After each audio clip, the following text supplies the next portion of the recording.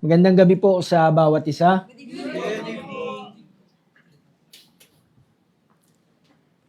Tayo muna dumako sa panalangin. Let us pray.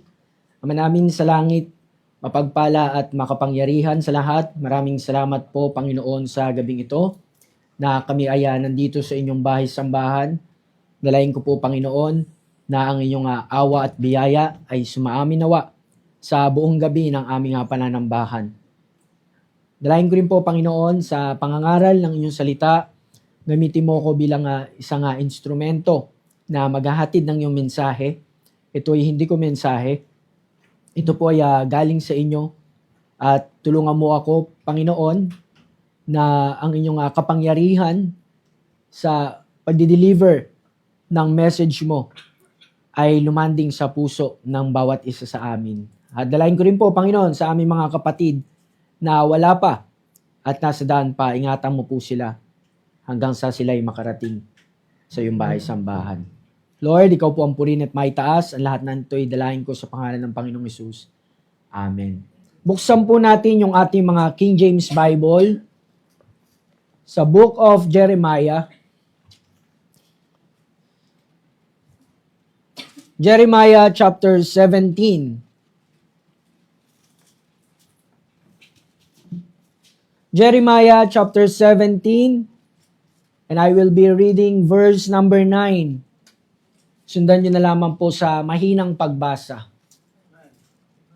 Jeremiah chapter 17, are you there? Basahin ko po, ito po ang sabi ng salita ng Diyos. The heart is deceitful above all things, and desperately wicked. Who can know it? The heart is deceitful above all things and desperately wicked. Who can know it? Maaari na po kayong magsiupo. So, konting background po sa Book of Jeremiah. Mga minamahal, the Book of Jeremiah, ito po yung final records, intense prophecies of the weeping prophet to Judah before and after Jerusalem's fall. So, ito yung time before, during, and after the captivity of Babylon.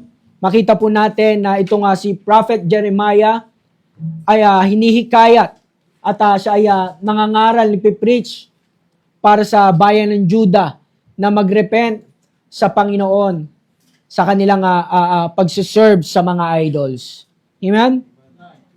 So the title of our message tonight is there something wrong with your heart? Is there something wrong with your heart? There is a thing that we call heart failure. Ito yung malubhang kalagayan na kung saan ang puso ay hirap na mag-pump. Yung dugo na kailangan ng katawan ay kulang na. Ano po? Some symptoms, ito po yung mga simptomas niyan ng heart failure. Some symptoms of heart failure are fatigue. No, magkakaroon ka ng tinatawag na fatigue. At yung ating katawan, very weak. Ano po? Very weak na makakilos yung katawan o makakilos yung tinatawag na oxygen blood. Shortness of breath. Yan po yung mga tinatawag na symptoms o simptomas ng pagkakaroon ng heart failure. Usually, it is incurable. Kaya makikita natin dito na magbabago ang galaw ng katawan o galawan ng katawan dahil sa hirap ang puso mag-work. At magkakaroon din ng tinatawag na changes of life. Mga minamahal. Andyan na yung babantayan na yung weight loss, yung weight gain. Ano po, marami nang babantayan, marami nang titignan sa tawag dito dun sa circulate ng katawan o sa pagkilos ng katawan. In our spiritual condition, if our heart getting failure, there is a big problem. Our heart, the inner core, is far more than a physical pump. Ito yung palagi sinasabi ng ating pastor. The metaphorical center of a person's existence. Ito po yung inner core ng ating sarili. Ito yung nagre-representa sa pagiging united ng mind, will, and emotions. This thing, the heart, ang nagmamanage sa tunay na karakter at sa kanyang spiritual direction. Remember, if our hearts getting failed, our body will become weakened. Hindi na siya magiging kagaya ng dati. Ano po, kahit sa mga uri ng sakit o malubhang sakit, hindi na magiging normal ang kalagayan ng isang tao. For example, sa isang bulag, no? Sa isang bulag, kahit sabihin natin isa lang yung isang mata lang ang nabulag dyan, hindi na yung magiging normal. Ano po, at magiging counted na yan sa tinatawag na PWD. Tama po ba? Hindi na siya magiging kagaya ng dati. Same as thing to our spiritual heart. The center of our personality will change. Mga kapatid at mga minamahal, hindi po to kayang itanggi ng ating mga sarili. Kung ano ang laman ng baso, kapag tinabig mo, yun ang lalabas. As the Proverbs said, Proverbs 27 verse 19. Sabi ng Proverbs 27 verse number 19, as in water, face answereth to face, so the heart of man to man. Lalabas at lalabas yung sintomas, mga minamahal. O sa madaling salita, sa linyahan ng ating pastor, hindi nagsisinungaling ang resulta. So meron bang problema sa ating mga puso? So what is the problem of your heart? Kasi ang tema natin this year is crucified. Yes. What is the problem of your heart? Number one, maybe meron tayong tinatawag na unteachable heart. Unteachable heart. This unteachable heart can lead you or will lead you to become rebellious to God. Being rebellious begins with our heart. In Proverbs chapter 18, verse number 2, a fool hath no delight in understanding, but that his heart may discover itself. No? Ang mangmang ay walang tinatawag na delight pagdating sa understanding. Wala siyang tinatawag na sound mind. Ano po? Wala siyang pagkaintindi sa mga mga bagay na tama. I mean. No? So ano ba yung tinatawag na unteachable? Pag sinabi po nating unteachable describes a person, subject, or skill that cannot be taught, educated, or trained, often due to a lack of willingness to learn, extreme stubbornness, or inherent inability. No, meron siya nga tinatawag na lack of willingness. Kapag meron tayong unteachable heart, merong lack of willingness, mga minamahal. It is a kind of person who heard many preaching, agree on many teaching, nakarinig ng maraming payo, but still, no application. Ang dami na naituro, halos kabisado na nga eh. Pero bakit ang kinalalabasan ay ganun pa rin? Sarili pa rin ang nagiging authority sa kanyang buhay. Imbes na ang turo ng salita ng Diyos ang nag-guide, ang nagdo-dominant sa kanyang buhay. Siya pa rin ang nasusunod sa kanyang buhay. Kaya yung temang crucify, hindi makita sa kanya, hindi makita sa ganitong klaseng Kristiyano. Sarili pa rin ang nagiging authority imbes na ang turo ng salita ng Diyos. Kaya pag nag-decide sa buhay, 50-50. No? 15 ewan, 15 oo, pwede, siguro, baka. Correct. Ano po? Amen. Sabi niya, ito ang tama, ito ang tama. That's right, tama yan. Pero mali pa rin ang pinipili. Mali pa rin ang pinipili. Meron po nga tinatawag na record sa New Testament. In Matthew chapter 21, verse 28, up to verse number 30, ito yung naalala ko dyan. Matthew chapter 21, verse 28, up to verse 30. Ang sabi po ng Bible, "But what think ye? A certain man had 2 sons, and he come to the first, and said, Son, go work today in my vineyard." Verse 29. He answered and said, I will not. But afterward, he repented and went. Ano naman sabi ng isang kapatid o yung isang anak?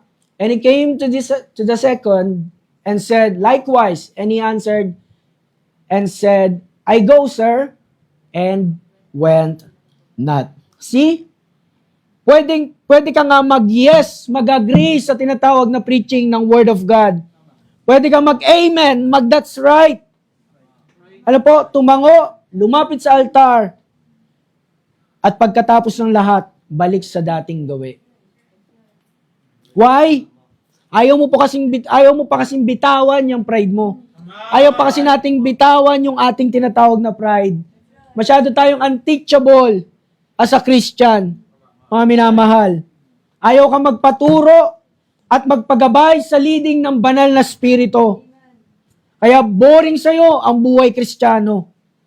Nakakaramdam ka ng pagkaumay pagdating sa gawain. Ano po, paano natin makikita yan? Alam niyo po, ang ating pastor, pag nandito ka sa harap, kitang-kita natin yung mga tao na nakaupo dyan. Kung sila ay excited makinig ng salita ng Diyos, na kapag tinamaan ng salita ng Diyos, makikita mo yung humble spirit. Makikita mo kung humble yung espiritu niya. O hindi siya spirit-filled at that time. No, nagiging boring so yung buhay Kristiyano, naghahanap ang flesh mo ng mga dinidesire nito. Ganun naman Kapag unteachable ang ating puso, naghahanap ng desire ang ating flesh. Kung kani-kanino tayo lumalapit, kung sino-sino yung ating binabalikan. No? Ano yun? Kamunduhan. So, dismayado ka so nagiging dismayado ka pagdating sa iyong sarili dahil ayaw makinig ng saway. In 2 Timothy chapter 3, verse number 7, ito po ang sabi, mga minamahal. 2 Timothy chapter 3, verse 7, ever learning and never able to come to the knowledge of truth. No? Ganyan po ang pusong unteachable. Ano meron sa pusong unteachable? Letter A, they won't accept corrections. They won't accept corrections. Kahit anong turo mo dyan, andyan lang siya. Maririnig yung sinasabi mo, then, paghiwalay yung dalawa, parang langaw na binugaw. Ang bilis maglaho. Amen? Yung haba ng dinitalyo mo sa kanya na salita, saglit lang. Ayun, wala na. Parang bula. Same as to the people of Israel in time of prophet Jeremiah. Ilang beses nangaral ang propetang ito, but still, no? Dumating na nga sa time na naiyak na siya. Iyak na siya ng iyak. Ano po, sigaw na siya ng sigaw. Kaya nga, tinawag siya nga weeping prophet Ano po? Pero hindi po ako naiiyak Nahirapan siya sa mga tao ng Diyos because they serve other gods. Ganun yun Pag may other gods ka, di mo makikita yung mali sa puso mo. Di mo makikita, mararamdaman na, ay, unteachable na pala ako. Ano po? Ayon nga sa statistic, nakita ko lang yung sa reels Diba yung sinasabi kanina, Gerald? Ayon sa statistic, kapag ang isang tao ay hinog na, No, kapag ang isang tao ay hinog na, ibig sabihin yan, simula na siyang mabulok. Ano po? Simula na siyang mabulok. Ayon sa psychology, kapag ang tao, when the time comes na nag-stop na siya ng learning, ano po, wala na po yun. No? Natural, hindi na siya mag-i-improve. Hindi niya naaalamin yung mga, eto na yung mga natutunan ko eh. Okay na to. No? Sapat na to. Ano po, tandaan natin, habang nandito pa tayo sa lupa, mga minamahal mga kapatid, salita at salita ng Diyos pa rin ang ating kailangan sa ating buhay. Amen? Ganun po yun. Kapag meron tayong unteachable heart, mahirapan kang i-pattern ang crucified team sa taon na ito. Mahirapan po tayo kahit anong physically present mo dito. Present ka physically, I mean, Wednesday, Friday, Sunday morning, Sunday evening. Ano po? Baka nauna ka pa nga kay pastor dumating eh. Pero kung meron tayong unteachable heart, wala rin yan. No? Sino yung may example ng unteachable heart? Alam na natin tong storyang to. Di ba? Merong miyembro na nakikinig sa isang preaching. At sa preaching niya yan, makikita ron na yung nagpipreach yung pastor. And while the pastor preaching the word of God, no? Itong taong to, sabi niya, tama yan. Ano po? Hindi niya alam. Siya na yung subject sa preaching. Lo and behold, dumating yung time, halos siya lang yung nagsimba. Ganun pa rin ang preaching, ganun pa rin ang message. No? Pero hindi pa rin siya lumalapit sa altar. Mga minamahal, mga kapatid. Ano po? So, nilapitan siya ng pastor. Maganda ba yung mensahe? Naunawaan ba natin? Opo, pastor. Talaga? Opo, sayang, wala sila. Diba? So, unteachable. Kaya mahihirapan tayong i-pattern yung tema na crucified ngayong taon kapag meron tayong unteachable heart. Letter B, they won't follow instructions. They won't follow instructions. They choose their own way. What is good to them is right. Kung ano yung tama sa kanilang mata, yun ang tama sa kanilang sarili. Diba, remember yung sinabi ni Pastor last Sunday, na ang sarili, pabago-bago ito. Huwag ka magtitiwala dito. Hello? Ang daming ina-urge, ang daming binubulong niyan sa ating sarili. Sa ating pinaka-inner core ng ating sarili. Ganyan katigas ang puso ng Israel at maaaring ganito ang puso ng iba sa atin na ayaw magpaturo. Examine natin ang bawat isa. Baka may Diyos-Diyosan tayong daladala. Hindi rubulto, kundi yung sarili mo. No? So anong kailangan gawin? Tanggalin mo na yan. Hindi mo yan kailangan. Hindi yan makakatulong sa yung Christian life. Bible lang ang makakatulong sa ating Christian life. Yung preaching lang Word of God ang makakatulong sa ating Christian life. Hindi yung mga motivational speaker o kung sino-sino nga kasama mo sa trabaho, no? Kaututang dila mo sa school o sa bahay nyo. Word of God lang po, mga minamahal. Babalik at babalik tayo sa basic instruction before leaving earth. Amen? Remember, to follow the right instructions will lead you to your right direction. To follow the right instructions will lead you to your right directions. No? Tama naman.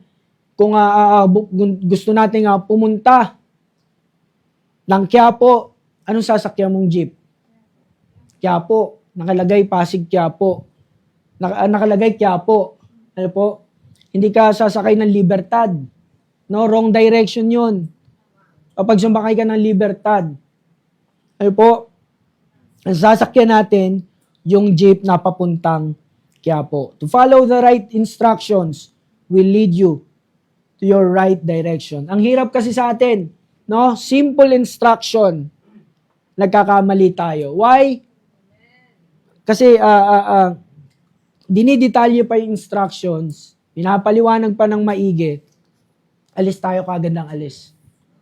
No po? Kilos agad tayo ng kilos. That's why, nagkakamali tayo sa instructions. At nagkakamali yung tinatawag na resulta. Same as thing, ganun din sa ating buhay, mga minamahal. No? Kahit nagbabasa ka ng salita ng Diyos, pero mali ang application mo, wala rin. Ano po? And lastly, number 1, unteachable heart. Meron tong tinatawag na, sabi ron, they won't accept corrections. And letter B, they don't follow or they won't follow instructions. Number 2 po, last, unrepentant heart. Unrepentant heart. That brings you to become spiritually numb. Ito yung tinatawag na pagiging desensitized o pagiging pusong bato. No?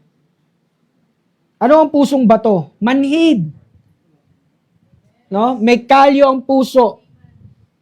Ano po? Mahina ang pakiramdam. Hindi sa mahina ang pakiramdam. Wala ngang pakiramdam. No? Remember kapag nagkakalyo yung ating mga paa? Diba? Kahit anong kurot mo dyan, hindi ka masasaktan dyan. No? Why? Kasi manhid, sobrang kapal na. No? Baka sobrang kapal na ng kasalanan natin sa harapan ng Panginoon. Kaya hindi na natin maramdaman na mali ito. No? So bakit nangyayari ito? What is the root cause of it? Habitual sin. Habitual sin. Ang sabi ng Panginoon sa John chapter 8, verse number 34. Jesus answered them, Verily, verily, I say unto you, whosoever committeth sin is the servant of sin. Amen. No? Kapag tayo ay commit ng kasalanan, gawa ng kasalanan, o yung palagi nating salitaan, namumuhay sa kasalanan, siya ay servant of sin. Alipin ng kasalanan. Mga minamahal, siya po ay nagiging alipin ng kasalanan. In Proverbs chapter 18, verse number 2, a fool hath no delight in understanding, but that his heart may discover itself. Ano po, sabi dyan, walang sound mind. Malabo ang spiritual discernment ng taong mangmang, ng taong unteachable, ng taong merong unrepentant heart. Nangyari ito sa mga famous characters sa Bible. Ganyan kadaya ang puso, mga kapatid. Hindi siya magiging tapat sa'yo. Nalunod ka na sa isang kasalanan. Ano pa? Walang sign na sasabihin ito sa'yo na, uy, nasa level 5 ka na ng kasalanan mo, stop muna. Hindi po. Wala pong sign ang bagay na yan. Walang sign na magsasabi sa'yo na sobrang makasalanan mo na. No? Kaya kailangan natin ng salita ng Diyos. Amen. To renew our mind in our daily walk with Jesus. Remember last time, Romans 12:2, and be not conformed to this world, but be ye transformed by the renewing of your mind, that ye may prove what is that good and acceptable and perfect will of God. No? Magkaroon tayo ng daily renewal sa ating spiritual condition. Ano po? Kasi yung dinivotion mo ngayon, yung pinanalangin mo ngayon, pagtulog mo, expired na yan. Kaya kinabukasan kailangan natin mag-renew. No? Kasi pag nag-devotion ka ngayon, no? Spirit-filled ka today, then bukas, hindi mo na ako magde-devotion, hindi mo na ako magpe-pray. Kasi maganda yung masyado yung na-devotion ko kahapon. Ano po, hindi po ganun. Ha? Kumbaga, hindi, naka-budget yung ano mo eh. Naka-budget yung bala mo eh. Pag dumating si Satanas, wala tayong magawa. No? Kasi, why? Wala kang salita ng Diyos eh. Sabi nga, dapat nag-iipon tayo ng salita ng Diyos sa ating mga kaluluwa. Amen? At sabi rin ng Bible, day and night. Day and night. Hindi sinabing today only. Hindi sinabi sa Joshua na today only. Meditate the Word of God. Today only. Monday only. Then you will come to Sunday. O coming back to Sunday, no? Balik ka sa Sunday. Doon ka uli mag-renew. Hindi po, mga minamahal. Sa lisensya lang po yun, taon-taon. O 5 years, every 5 years. Ewan ko. Mga minamahal, gusto ng Diyos na mabilis tayong mag-repent pagdating sa kasalanan.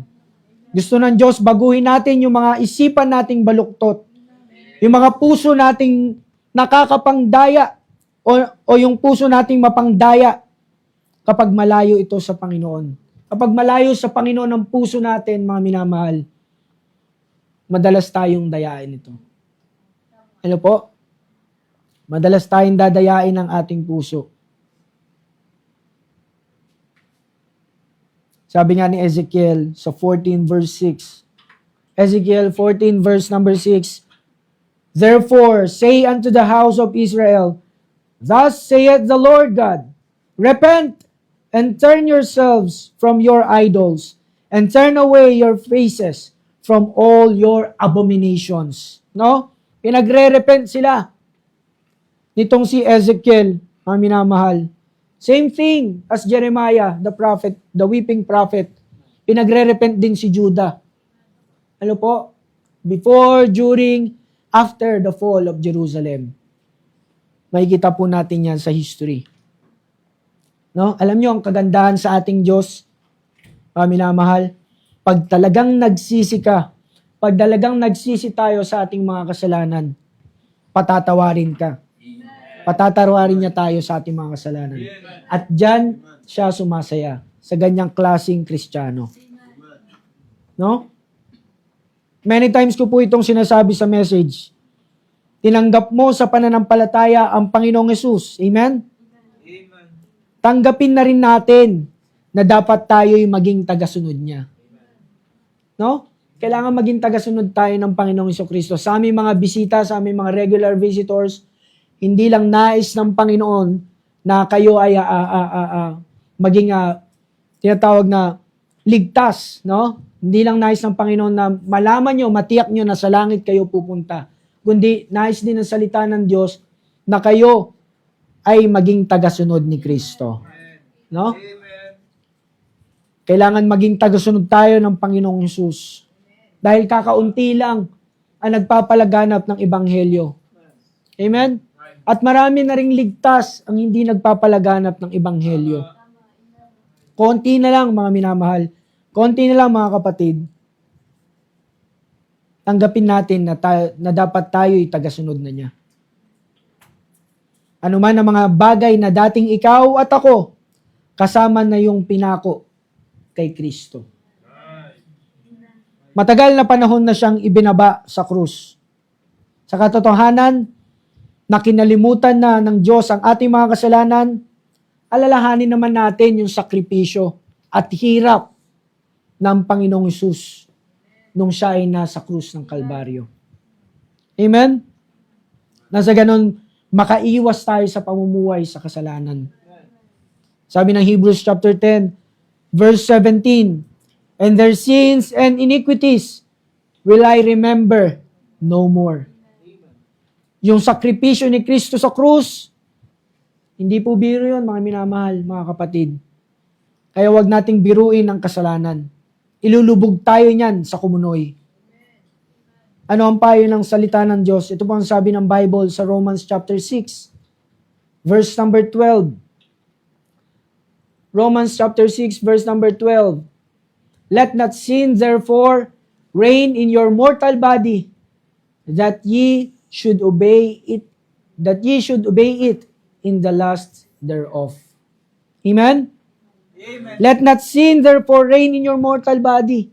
Wag na ito ang maghari sa ating buhay, kundi ang Panginoong Jesucristo.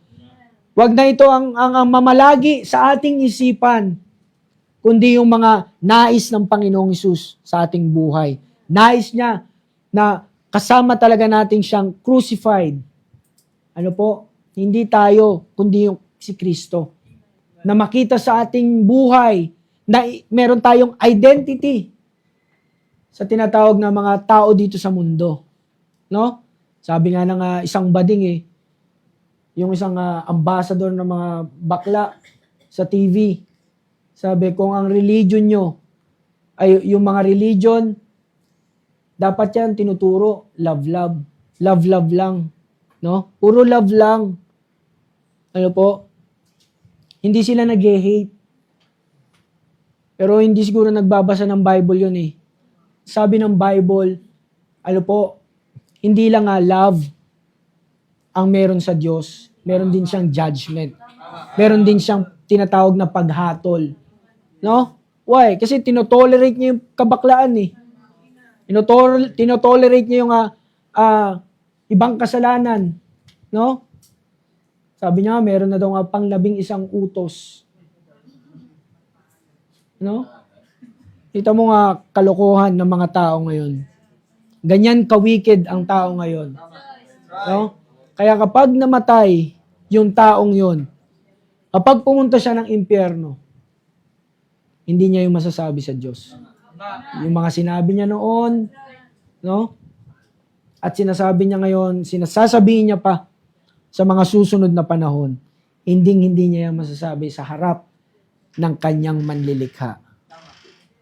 No? Ano lang yan?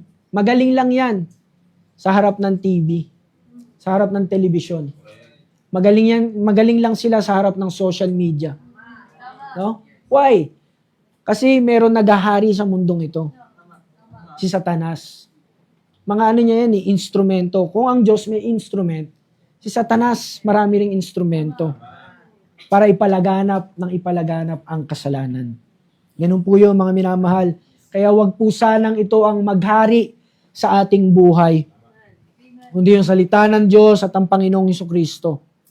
Malapit na po siyang dumating. No?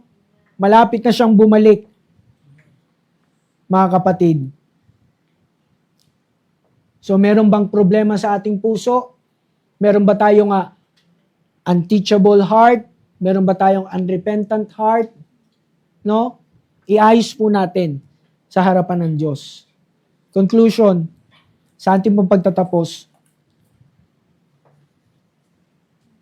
we need to cure our heart failure or else it will turn to spiritual breakdown until the day comes revival will not be available to save you. We need to cure our heart failure or else it will turn to spiritual breakdown until the day comes revival will not be available to save you. Is there something wrong with your heart? Tayo po ang makakasagot niyan. Tayo po yung manalangin, amin namin sa langit, mapagpala at makapangyarihan sa lahat. Dalahin ko po sa kalagitnaan ng kongregasyon na ito, Panginoon. Kung meron man sa amin na puso na ayaw magpaturo o hindi maturuan, nawa sa gabing ito ay namaso ng salita ng Diyos para magkaroon ng humble heart, humble spirit, pagdating sa iyong harapan. Ganon din kung merong unrepentant heart at patuloy na namumuhay sa kasalanan. Maalala sana yung preaching last Sunday na I give you space at wag nang dumating yung bagay na yun. Kundi repent at bumalik sa iyo, Panginoon. Dalahin ko po ang mga kapatid ko sa oras na ito at ang bawat isa na nakapakinig ng inyong mensahe. Maraming salamat po. Ikaw po ang purihin at maitaas. Ang lahat na ito'y dalangin ko sa tanging pangalan ng iyong bugtong na anak na si Jesus. Amen. Maraming salamat po.